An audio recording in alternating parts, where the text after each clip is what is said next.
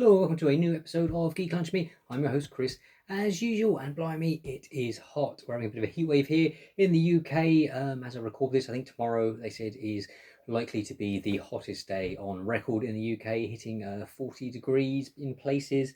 So obviously, we're not really built for that here in the UK. We like our wet and cold weather normally. So yeah, just trying to keep cool. A very warm welcome, and it is warm indeed, to our new subscribers. Numbers are going up steadily, so thank you very much. If you have subscribed, if you haven't, why not hit that subscribe button, hit the thumbs up. It helps the channel out a great deal, which will be absolutely fantastic to have you. I realise I haven't done a sort of news catch up for a while. I suppose it's summer blockbuster season, so I've been doing review videos that you can check out. So I thought I'd do a quick catch up on all the news from sort of the last month. I'd say some of this stuff's probably about 4 weeks old now, but this is all the stuff that's caught my eye that's coming up soon. So cracking on.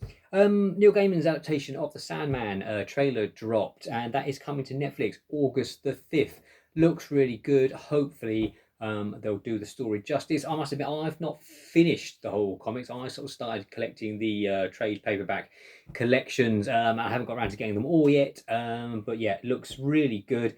Neil Gaiman was heavily involved. Hopefully it's a bit more like American Gods Season 1 than American Gods Season 2, which went off the boil really quickly.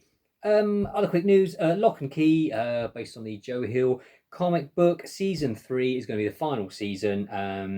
They announced that will be coming to Netflix probably early next year. I haven't actually finished watching Season 2 yet. Again, that went off the boil for me as well. Season 1 was okay. Season 2 wasn't really holding my attention, but yeah, final Season 3 will be coming up for fans of that show. We got a trailer for Guillermo del Toro's Cabinet of Curiosities, which is a horror anthology, also coming to Netflix. No date, I think, on that yet. Horror anthology. Some of the directors, you've got Vincenzo Natali, who did Cube, Splice, Cypher, amongst other films. Oh, he did the pilot for the abandoned Tremors series that we've never got to see with Kevin Bacon, which is a shame. Hopefully that'll crop up one day somewhere. Jennifer Kent, who directed The Babadook, that great spooky little psychological Australian horror movie. Yeah, there are a couple of the directors.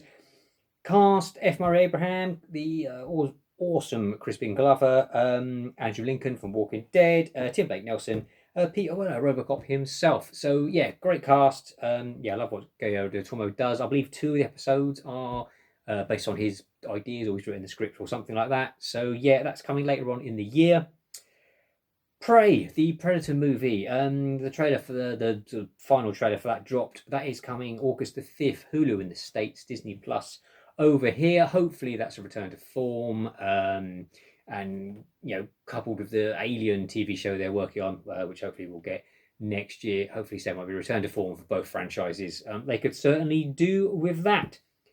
What We Do in the Shadows has been renewed. They announced for a 5th and a 6th season. Season 4 has just come out in the States. We haven't got it over here in the UK yet. Not sure. It eventually turns up on Disney Plus, but BBC were showing them originally. But then the last season they didn't bother showing on the telly and just put it straight onto the iPlayer. So who knows where that will crop up here in the UK. But yeah, What We Do in the Shadows, it's Taika Waititi inspired vampire show. I love it, absolutely hilarious. So yeah, that will be coming at some point here in the UK.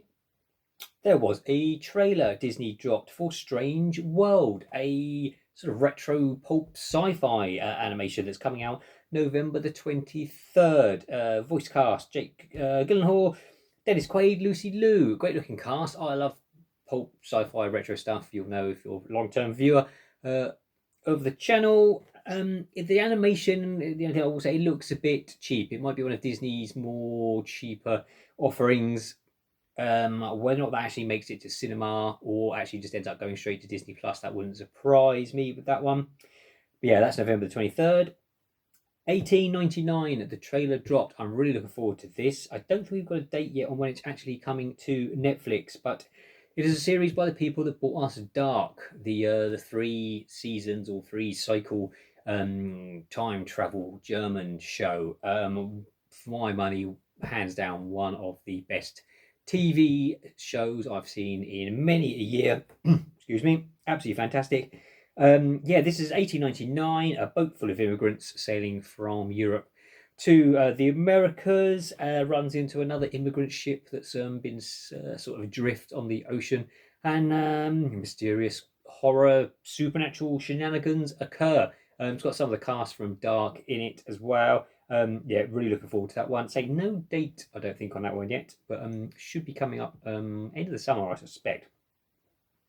Ghostbusters, they announced, which we already knew already, they were doing a sequel to Afterlife. December 2023 will be the release date, and they sort of let some bits of news. It will be set in New York City rather than the heartland of America out in the fields as the last one was. Yeah, this is going back to New York City, which makes perfect sense if you've seen Afterlife, the end credit scene with Ernie Hudson back in the firehouse Ghostbusters headquarters in New York. So yeah, that will be coming December 2023.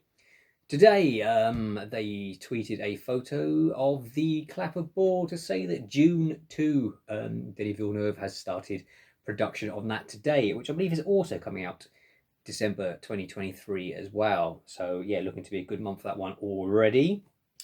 That's probably it for catching up on all the news. What have I been watching?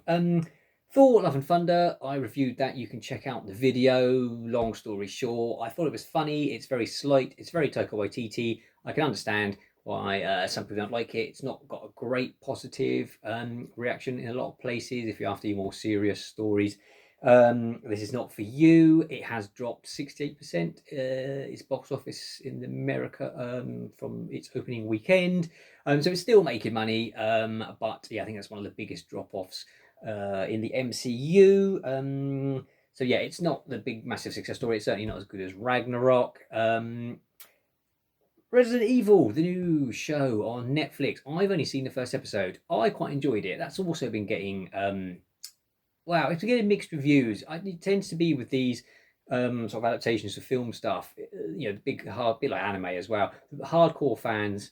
Absolutely. I mean, you look on IMDb, it's like reviewed, bombed, people absolutely slaughtering it, saying it's nothing like the computer games, and it isn't really anything like the computer games from what I've seen of episode 1. But to be honest, none of the films and the cartoons that we've had prior to this really capture the spirit of the games. But yeah, for what it is, I haven't minded the first episode. I'm interested to see where it goes. It's got 28 Days Later vibes. There's flashbacks to these high school students, which people have been moaning that it's more like a CW show in that respect. But I haven't minded it so far. So I've only seen the one episode. Whether or not I will still like it at the end of the season, I'll let you know. Miss Marvel just finished. That was quite good fun. Aimed at a younger audience, but a great coming of age story, superhero origin. The bad guys weren't up to much, typical Marvel. Nice little twist at the end. Spoiler if you've not seen it. But Captain Marvel turns up, sort of exchanges places with her. Obviously, this leads into the Marvels movie coming next year, and they mention the M word, the mutation that she's got, and you get a little refrain of the X-Men music in the background. Just another little thing of Disney reminding us that the X-Men will be turning up sooner rather than later. The Boys season 3 as well. Well, I watched, absolutely loved it. One of the best shows going at the moment. So very violent, so very wrong. The first 10 minutes of the opening episode, I don't want to spoil if you've not seen it, but just exploding people from the inside in various ways. The hero-gasm, sort of superhero orgy has to be seen to be believed. Homelander, absolutely insane psychopath. Such a great character. Really good. Looking forward to the next season. I think they've announced there's a spin-off coming as well called was it V Generation V, Gen V, or something like that? I think it's like a high school for angsty superheroes. As long as it's as violent and as ludicrous as The Boys itself. Be looking forward to that one. Umbrella Academy. I was going to do a review for this, but I caught COVID and didn't get around to it. It seems a bit late now, but yeah, Umbrella Academy season 3, another season, another apocalypse, and again caused by the Umbrella Academy themselves with their time paradox traveling back from 1960s Dallas and the JFK assassination and all that. Loosely based on the third series, The Hotel Oblivion. None of the seasons really, yeah, they take cues from the comics, but change them quite a lot. Yeah, absolutely loved it. Great ending. Interesting to see where it's going to go. Luther was sort of one of the big standouts in the series for me, and his budding romance. He's such a sort of naive, sort of gentle giant. It was great to see Pogo back. Obviously, it's like an alternate reality. For my money, some of the best effects work seen on TV ever. Pogo, he's right up there, sort of cinematic quality. So yeah, absolutely loved Umbrella Academy season 3. And we had Obi-Wan, started well, ended well. The middle bit was a bit iffy. Someone commented on one of the previous videos that about the Obi-Wan sneaking out of an Imperial base, wearing a trench coat with young Princess Leia, sort of under his trench coat with like 4 legs wandering past. Absolutely ludicrous, sort of Saturday morning cartoon style stuff. They thought they'd get away with in a live action Star Wars show. Yeah, I mean, it was originally going to be a film. It probably would have worked better as like a 2-hour movie. Say, still not a story I'm convinced needed to be told. But yeah, it started well, and yeah, the final episode's great. There's great action with Obi-Wan and Vader with their duel. Hayden Christensen, obviously, this big thing that he was coming back. He, obviously, apart from some one flashback scenes with him and Obi-Wan having a practicing lightsaber duel, and then just bits of his head at the end where his Vader helmet gets a big gash cut through it, which is probably the best part, where his voice is intermingling with James Earl Jones. Absolutely fantastic that bit was. Series as a whole, yeah, it was okay. Looking forward more to Andor coming at the end of August. That is it, I think. Say, just a really quick roundup of everything I've missed over the last few weeks. As I say, you can check out Thor: Love and Thunder review, Jurassic World Dominion review, Obi-Wan, Stranger Things I forgot to mention as well. Absolutely love that. Didn't think the ending quite held up to the rest of the series, but it's doing a lot of heavy lifting leading into the final series. But yeah, love that as well. Yeah, check out the reviews if you want. Until next time, try and stay cool and eat geek and be merry.